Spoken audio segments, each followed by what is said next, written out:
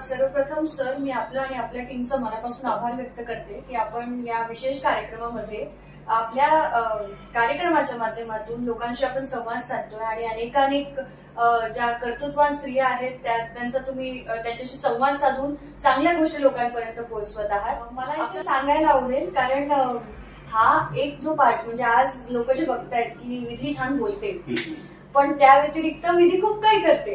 म्हणजे विधी अभ्यासामध्ये पण तितकीच आहे. त्यानंतर मी कथक डान्सर आहे. वेगवेगळ्या कॅलिग्राफी, जिम्नॅस्टिक्स या आर्ट मध्ये माझा जास्त इंटरेस्ट आहे. हे सगळं करत असताना मग मला आता सध्याला जर कुठलं पुस्तक आपण जर म्हटलं तर वेळ खूप आजकाल कसं झालेलं आहे की खूप सीमित वेळ आपल्याकडे असतो आणि प्रत्येक जण इतका जास्त ऑक्युपाईड झालेला आहे. पण येस, मग सोशल मीडियाच्या माध्यमातून, म्हणजे सोशल मीडिया इतकाही वाईट नाही, त्यामध्ये अजून भरपूर काही चांगलं करता येतं. तर सोशल मीडियाच्या माध्यमातून सुद्धा खूप काही आजकाल बुक्सच्या स्वरूपात नाही पण लोक आर्टिकल्सच्या स्वरूपात लिहितात. मग त्यामध्ये पॉलिटिकल आर्टिकल्स असतील, सोशल आर्टिकल्स असतील, मग त्याचं वाचन करणे. त्यानंतर सध्याला जर मी काही वाचतेय तर ते सेल्फ हेल्प बुक्स ज्याला आपण म्हणतो, ॲटॉमिक हॅबिट्स असेल किंवा, कारण ते खूप इझी आहेत, ऍप्लिकेबल आहेत. तर फिक्शन नॉन फिक्शन सोबत आता त्या कॅटेगरीच्या बुक्स मध्ये सुद्धा माझा इंटरेस्ट वाढला. आपण खूप इंटरेस्टिंग असा क्वेश्चन मला विचारलाय. हा काळ आणि हा प्रवास खूप मोठा आतापर्यंतचा तरी होता, पण या प्रवासाची सुरुवातच म्हणजे जर अविस्मरणीय आठवण जर म्हटली तर मला आठवतंय एक बालनाट्य शिबिर होतं आणि त्या शिबिराचं, आणि मी अगदी एक पहिली दुसरीत असेल आणि त्या शिबिराचं निवेदन करण्यासाठीची संधी, म्हणजे मला माझ्या आईने सांगितलं होतं की तू स्वतःहून जाऊन बोल की तुला करायला इंटरेस्ट आहे. आता ते करत असताना तो माझा फर्स्ट टाइम होता ऑन स्टेज. मी गेले तिथे, मला भीती कधीच वाटली नाही. एक इनहेरिटेंट जर कुठला गुण असेल तर निर्भीडता. मला स्टेज करेजचा जर आपण प्रश्न विचारला तर तो कधीच मला म्हणजे तो इश्यू नव्हता. पण सुरुवातीला मला आठवते, कारण पहिली दुसरीत मी असताना माझ्या आईने 4च लाईन होते, ते 4 लाईन स्वतः एका कागदावर लिहून दिले होते. माझं पाठांतर करून घेतलं होतं. मी कशी दिसते, मी कशी बोलते यावर मेहनत घेतली होती. आणि तो जो दिवस होता, ते 4 लाईन आय थिंक मला वाटतं जास्त इम्पॉर्टंट आहेत. त्या 4 लाईनच्या आज किती पानं झालेत हे मला बघून खूप छान वाटतं. आणि तो एक अविस्मरणीय क्षण आहे की जर त्या टाइमला माझ्या आईने मला पुश केलं नसतं तर कदाचित आज मी इथे नसते. अगले प्रतिभागी के रूप में हमारे सामने महाराष्ट्र से विधि सुभाष महात्मा गांधी पे अपना वक्तव्य प्रस्तुत करेंगी. जोरदार तालियों से आपका स्वागत, अभिनंदन. तुम बोल उठे, युग बोल उठा, तुम मौन रहे, युग मौन बना. कुछ कर्म तुम्हारे संचित कर, युग कर्म जगा, युग धर्म तना. युग परिवर्तक, युग संस्थापक, युग संचालक, हे युगाधार, युग निर्माता, युग मूर्ति तुम्हें, युग युग तक युग का नमस्कार. This is how beautifully the Indian poet Shri Sohanlal Dwivedi ji has expressed his emotions on behalf of every Indian citizen to the father of our nation, Mahatma Gandhi. Warm greetings to the house. This is Ms. Vidhi Palsapure from the lands of Chhatrapati Shivaji Maharaj, Maharashtra, representing NYK Latur, standing here in front of you with an independent mind, a firm belief and a fearless voice to pay my homage to our beloved Bapu, whose global impact and relevance is well versed even in today's world. Recently, the world has instilled with joy when it was India's turn. We saw the coming together of global stalwarts addressing global problems. The New Delhi G20 declaration has been passed and celebrated with 100% consensus. But you know why? Because it was based on human values and universal approach of addressing issues. The values that are imbibed in our glorious ancient past and the values that are preached and propagated by world leaders like Mahatma Gandhi. India lays down its foundation for growth on his ideals and principles of peace, non-violence, and justice. This human rights champion has made us realize the power of silent resistance. He had filled our hearts and minds with fearlessness and courage that has shackled the mighty colonial empire through his peaceful and non-violent resistance. His idea of self-reliance, social inclusivity, gender equality, and social justice is what making India today world's 5th largest growing economy. His holistic mindset has foreshadowed the overall agenda behind sustainable developmental goals. We take pride in coming together, holding brooms in our hands and cleaning our environment through Swachh Bharat mission, initiated by our Honorable Prime Minister, something that he had emphasized on. His holistic mindset has foreshadowed not only the sustainable goals, but also it is the base for the modern day politics. The world learns from this great teacher the key for international relations. That is, it is through love, peace and dialogue, rather than us versus them struggle. And how can I not remember what he spoke on sustainability, the need and the greed concept. It is noteworthy to ruminate on how Bapuji showed, lived and realized a sustainable lifestyle. He always, and I mean it, he always believed that the elements of the nature are not an inheritance from our forefathers, but are a loan from our children. And hence to pass on the next generation the same set of nature. The initiatives with pro-planet people approach like that of Mission Life is guiding the entire world for an environmentally sustainable lifestyle. Sabarmati के इस महान संत ने हमें बतलाया कि वो भारत जो लाखों हजारों गांव देहातों में बसता है, वो भारत चांद और सूरज पर भी पहुंच सकता है। वो भारत जो संस्कृति, ज्ञान और परित्याग का अनूठा संगम है, वो वैश्वीकरण की बातें भी करता है। और वो भारत जो खादी पहनकर, वोकल फॉर लोकल कहकर स्वदेशी पर गर्व अपनाता है, हाँ वही भारत है जो विश्व पटल पर विश्व गुरु बनकर फिर एक बार इस पूरी दुनिया को दिशा दिखाते हुए सोने की चिड़िया बनकर उभर सकता है। As we all stand together in the era of competitions, we must affirm ourselves to what he taught, of knowing the difference between what we can do and what's needed to be done. On an ending note, as long as the human race is progressive towards peace and humanity, today on your birth anniversary, I say, we need you. We need you more, Bapu. Thank you. Jai Hind, Jai Maa Bharti. बहुत सुंदर, उम्दा प्रस्तुति।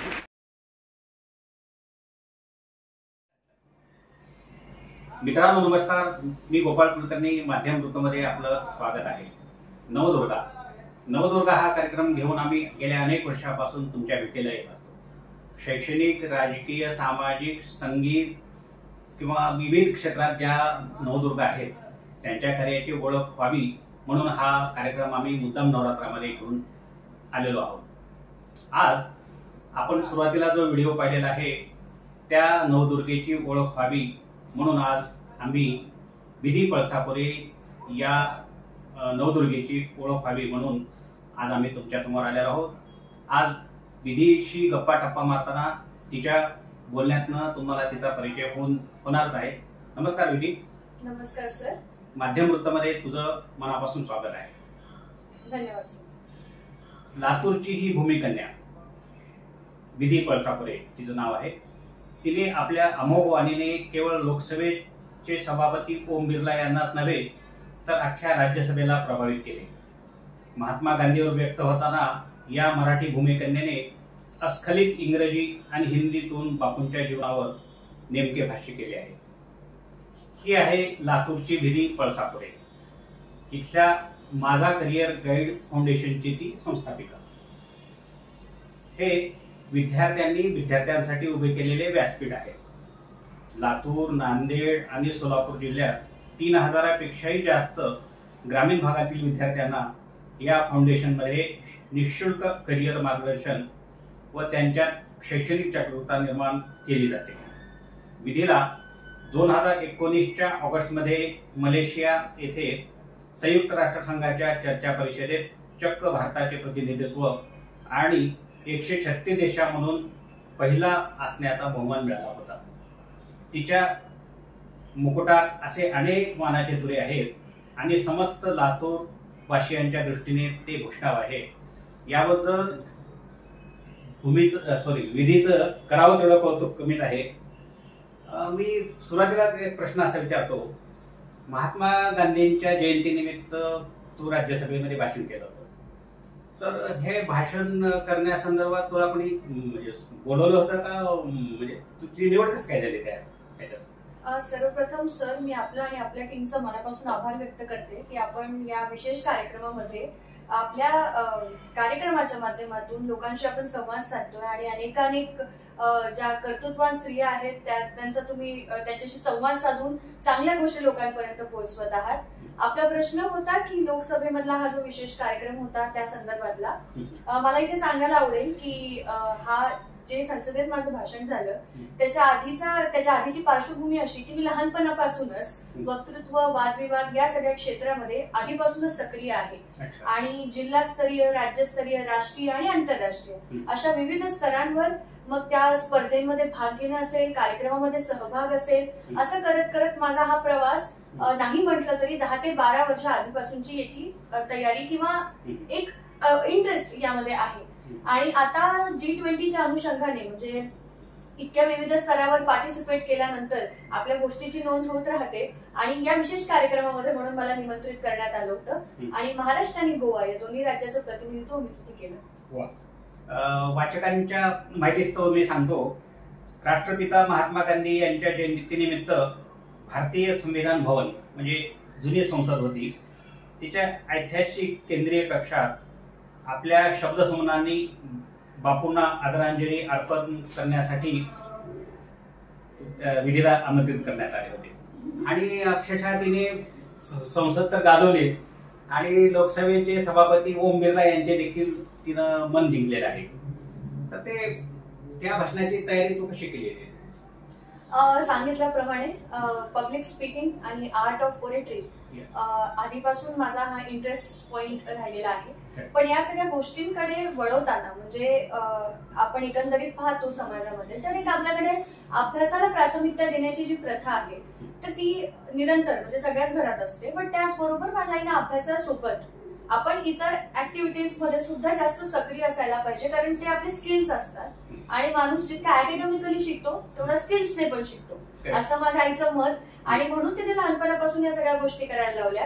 या भाषणाची तयारी करताना खरं पाहिलं तर कारण इतका सराव झालेला असतो आणि जसं म्हणतात ना की चांगलं बोलण्यासाठी चांगलं ऐकायला हवं, चांगलं लिहिण्यासाठी चांगलं वाचायला हवं. तर जर मी चांगलं बोलू शकते याचा अर्थ मी काहीतरी चांगलं ऐकतेय. तर ऐकत ऐकत आणि आपलं पुस्तकाचं वाचन असेल मग या सगळ्या माध्यमातून आपल्याला काय वाटतं त्यामधून की आपल्याला म्हणजे तिथे जर तो विषय होता महात्मा गांधीजींच्या जयंतीनिमित्त त्यांना आदरांजली अर्पण करण्याचा, पण मी तिथे जाऊन फक्त एवढंच व्यक्त केलं की मला कळलेले गांधी किंवा मी कशी महात्मा गांधीजींच्या विचारांना बघते आणि मला काय शिकायला मिळेल ऍज अन इंडिव्हिज्युअल म्हणून.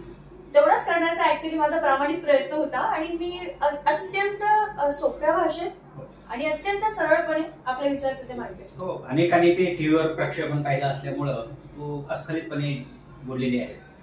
तर तुला लहानपणापासून वरेटरची आवड आहे, वाचनाची पण आवड आहे.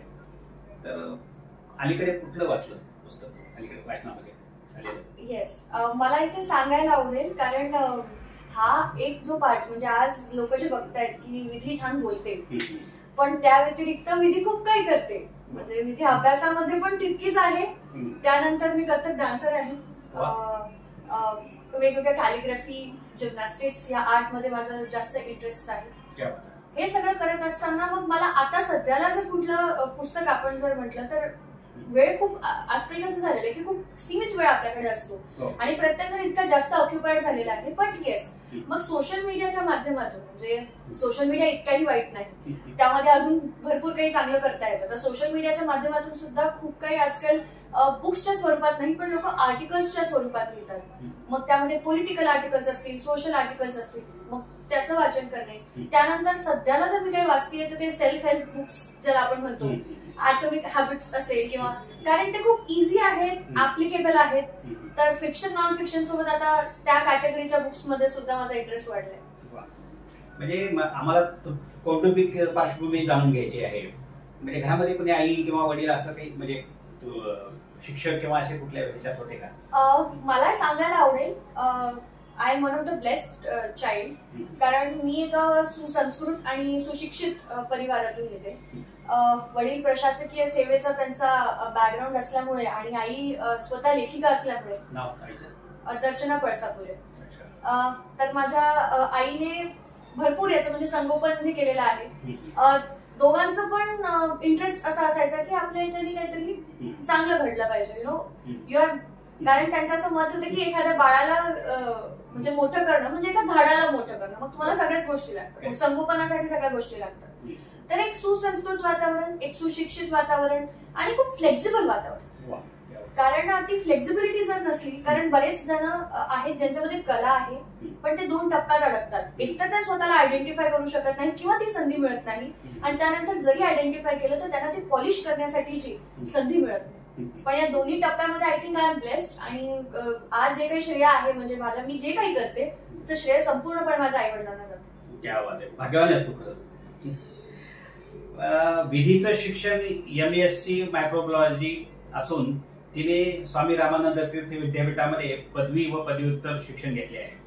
मायक्रोबायोलॉजी, बॉटनी आणि केमिस्ट्री या तिन्ही विषयात विधीला सुवर्ण पदक मिळाले आहे, हे विशेष.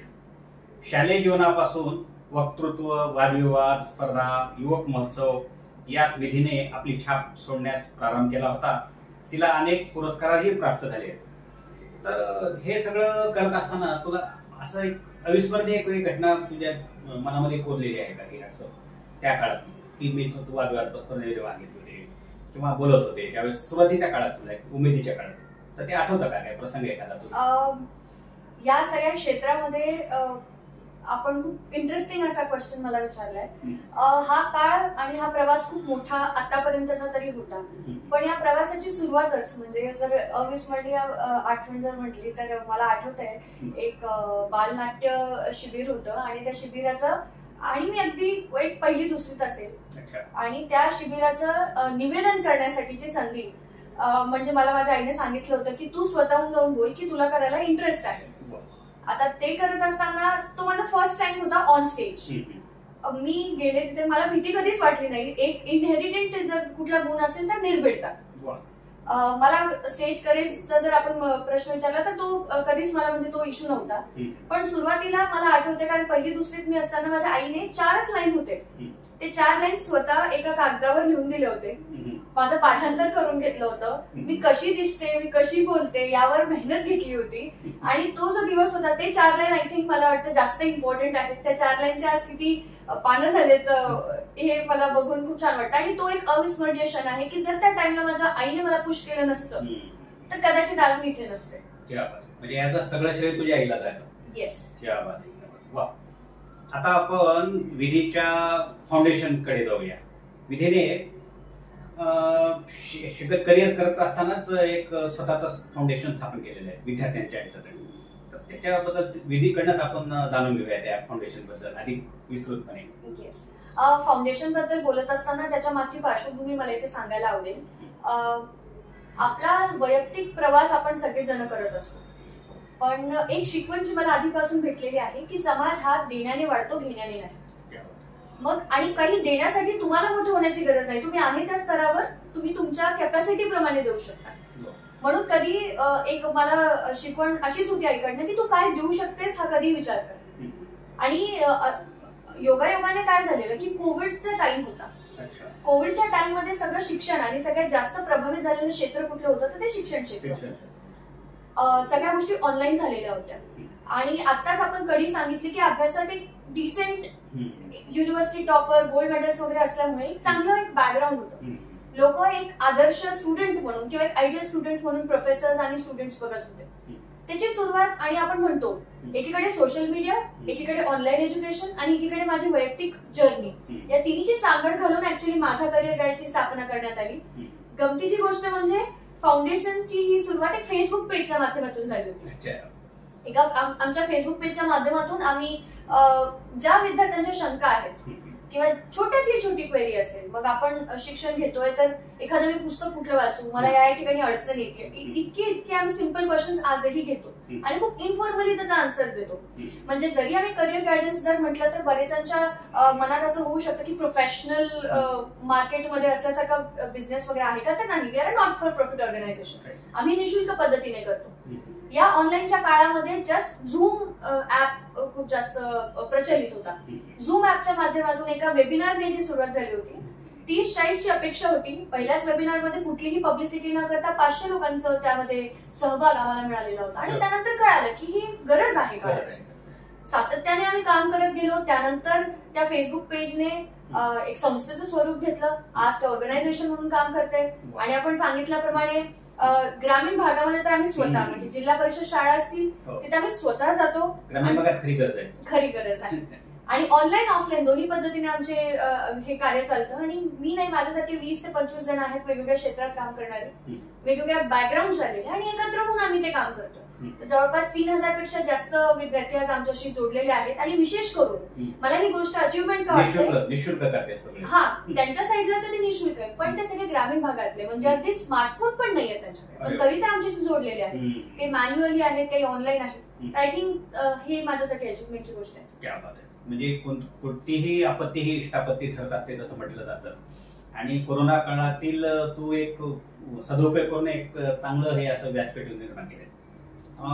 आणखी पुढे आता तुला काय करायचं राहून गेलंय असं वाटतं? यासोबतच आता आपण तर फाउंडेशन स्थापन केलेलं आहे, पुढची झेप काय तुझी? माझ्या कामास्वरूपाचे म्हणजे खूप सॉर्टिंग केलेलं आहे. आपण सामाजिकरित्या काय काम करतोय, आपण वैयक्तिक गोष्टीसाठी काय काम करतोय, आपण ऍक्टिव्ह कसं राहू शकतो, आपले फायनान्सेस काय असू शकतात, या सगळ्या गोष्टींचे कॅटेगरायझेशन आहे. ऑर्गनायझेशन बद्दल बोलायला गेलं तर आमच्या ऑर्गनायझेशनला म्हणजे पारितोषिकच मिळालं होतं सकारात्मक best use of social media, constructive use of social media. या सोशल मीडियाच्या माध्यमातून आमचा जो हा प्रवास सुरू झालेला आहे त्याला कुठलाच अंत नाही, कारण सोशल मीडियाचं नेटवर्क इतक्या डीपली आता लोकांपर्यंत पोहोचतंय, तर ते एक काम निरंतर कार्य ते सुरू राहील. त्यानंतर वैयक्तिकरित्या म्हटलं तर मला पब्लिक डोमेन मध्येच काम करण्याची इच्छा आहे. पब्लिक डोमेन मध्ये काम करण्याचे प्रकार वेगवेगळे, ज्या टाइमला जी संधी मला जास्त सुटेबल वाटेल आणि जास्त अपिलिंग होईल किंवा मी जास्त चांगल्या पद्धतीने कॉन्ट्रीब्युट करेल तर मी नक्कीच त्या क्षेत्रात काम करेल. आणि एक समाजातून आलेलो आहे, समाजासाठी काम करायचं. That is my idea. म्हणजे तू एवढी निर्भीड आहेस, ओरेटर चांगली आहेस, एखाद्या भविष्यामध्ये तुला एखाद्या राजकीय पक्षानं जर सांगितलं की तुला राजकारणात यावं लागेल, तुला निवडणूक ऑफर दिली तुला, तर त्यावर तुझी काय प्रतिक्रिया? हा क्वेश्चन खूप जास्त इंटरेस्टिंग, सेन्सिटिव्ह आणि विचार करवणारा प्रश्न आहे. बरोबर. कारण राजकारणात एक आपण पब्लिक रिप्रेझेंटेटिव्ह म्हणून येणं, त्यामध्ये खूप गोष्टी मॅटर करतात. पण नक्कीच जर अशा पद्धतीने, कारण मी बघितलेलं आहे लोकांच्या मनातले प्रश्न, किंवा मला असं वाटतं की मी चांगल्या पद्धतीने गोष्टी कॉन्ट्रीब्युट करू शकते किंवा कम्युनिकेट करू शकते, तर नक्कीच माझ्या गोष्टीचा फायदा जर जास्तीत जास्त, माझा एकच हेतू असेल की मी जास्तीत जास्त लोकांपर्यंत कसं पोहोचेल. मग ते राजकारण एक माध्यम असू शकतं किंवा इतरही माध्यम आहे, पण त्यापैकी जे सुटेबल असेल आणि त्या टाइमला त्या परिस्थितीला निवडून, म्हणजे जी गोष्ट मला होलिस्टिक थिंकिंग करून जी ओके वाटेल, मी तेव्हाच निर्णय घेईन. क्या बात. वा. आता आजकालच्या पिढीला आणि विद्यार्थी आणि विद्यार्थ्यांना तू काय संदेश देशील? आपल्या कार्यक्रमाच्या माध्यमातून एक खूप सुंदर या उपक्रमामधून लोकांना मला इतकंच सांगायचंय, आणि विशेष करून म्हणजे आम्ही आमच्या फाउंडेशनच्या मार्फत तर सांगतच असतो, पण आज या कार्यक्रमाच्या माध्यमातून विशेष करून मला सांगायचं आहे की आपल्या अभ्यासासोबत, म्हणजे या गोष्टी खूप बेसिक वाटू शकतात पण त्या इम्पॉर्टंट आहेत.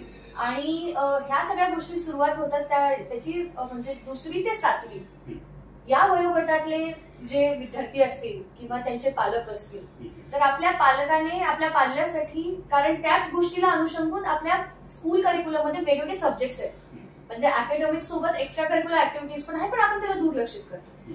आणि मग कधीतरी आपल्याला वाटतं 10वी झाल्यानंतर, 12वी झाल्यानंतर, किंवा आता इव्हन या एज मध्ये आपल्याला वाटतं की ओ मी हे करू शकलो असतो किंवा मी ते करायला पाहिजे होतं, किंवा बरेच लोकांना असं वाटतं की नाही हे केलंय, this is very easy. Nothing is easy. त्यासाठी लागते मेहनत. म्हणजे अगदी एक 3 मिनिटाचं जरी भाषण करायचं असेल तर त्याची पूर्वतयारी लागते. तर या स्किल ओरिएंटेड गोष्टीला पुढे जाताना आपण एक्स्ट्रा करिक्युलर ऍक्टिव्हिटीजला फोकस करायला पाहिजे. ऑफकोर्स अभ्यासाला प्राथमिकता देऊन, पण कुठली ना कुठली कला, कारण काळ बदलतोय, माध्यम बदलत आहे. म्हणजे आपण डिजिटली इतक्या पद्धतीने आपलं चांगलं, आपले मनोगत, आपलं निवेदन आपण पोहोचू शकतो, ह्या काळाआधी नव्हतं. आणि टेक्नॉलॉजीने जग बदलतो, तर मग त्या टेक्नॉलॉजीचा आपण चांगला वापर करावा. आणि त्यासाठी आपल्याला फ्लेक्झिबल राहणं आणि डायव्हर्स राहणं खूप गरजेचं आहे. तर या कार्यक्रमाच्या माध्यमातून माझा इतकाच संदेश असेल की आपण डायव्हर्सिटी फॉलो करायला पाहिजे, आपण फ्लेक्झिबिलिटी फॉलो करायला पाहिजे. आणि हे काम दोघांचं आहे, म्हणजे विद्यार्थ्यांचं पण आहे आणि त्यांच्या पालकांचं पण, आणि त्यांच्या पालकांचं जास्त आहे. सो हाच एक संदेश असेल. नवरात्र आहे सध्या, आणि मुलाखतीच्या शेवटच्या भागाकडे जात असताना समस्त स्त्री शक्तीला आणि एकंदर महिला वर्गाला तू काय आवाहन करणार आहेस? स्त्री शक्ती आपल्या भारतीय संस्कृतीप्रमाणे या प्रकृतीचा एक खूप मोठा अंग म्हणजे स्त्री शक्ती आहे, नारी शक्ती आहे. नारी शक्तीचा जागर करणे हा खरं पाहिलं तर स्त्रीपेक्षा जास्त पुरुषाचा भाग आहे. आणि फक्त स्त्रीचाच जागर करणे म्हणजे आपण पुरुषाचा सुद्धा जागर करतोय, कारण कुठलीही स्त्री तेव्हाच खंबीरपणे काम करू शकते जेव्हा तिला तिच्या घरातल्या पुरुषांचं सपोर्ट असतो. तर या जागराच्या माध्यमातून आपण 21व्या शतकात आहोत, नवरात्रीमध्ये आपण वेगवेगळ्या देवींच्या स्वरूपाचं आपण पूजन करतो. अगदी त्याच पद्धतीने आज आपण आपल्या कार्यक्रमाच्या माध्यमातून स्वरूपच म्हणावं लागेल, आपण स्त्री शक्तीचा जागर करताय. फक्त हा जागर 9 दिवसासाठी न असून 365 दिवस असावा आणि उत्सवाचं स्वरूप न राहता. येस, आणि स्त्रीचाच जागर नसून पुरुषाचं सुद्धा जागर करणं अत्यंत गरजेचं आहे, कारण दोघांच्या सांगडानेच ही प्रकृती चालते. तर असंच कोऑपरेशन आणि असंच कोएक्झिस्टन्स असलं तर सोसायटी आपली डेव्हलप होईल. वा विधी, तू गप्पा मारताना निर्भीडपणे आणि तुझ्या ओरेटरची कौशल्य पणाला लावून तू छान पद्धतीने गप्पा मारल्या, याबद्दल माध्यम वृत्त सेवेतर्फे तुझं मनापासून स्वागत करतो आणि तुझ्या भावी वाटचालीस मनापासून शुभेच्छा देतो. धन्यवाद. धन्यवाद सर. मी आपल्या आणि आपल्या माध्यम वृत्त संपूर्ण टीमचं मी मनापासून आभार व्यक्त करते की आपल्या कार्यक्रमाच्या माध्यमातून आज आपल्या प्रेक्षकांपर्यंत मी पोहोचली. धन्यवाद. मित्रांनो, आपल्याला हा व्हिडिओ आवडल्यास माध्यम वृत्त या चॅनलला लाईक, शेअर आणि सबस्क्राईब करा. मी गोपाळ कुलकर्णी, माध्यम वृत्त सेवा.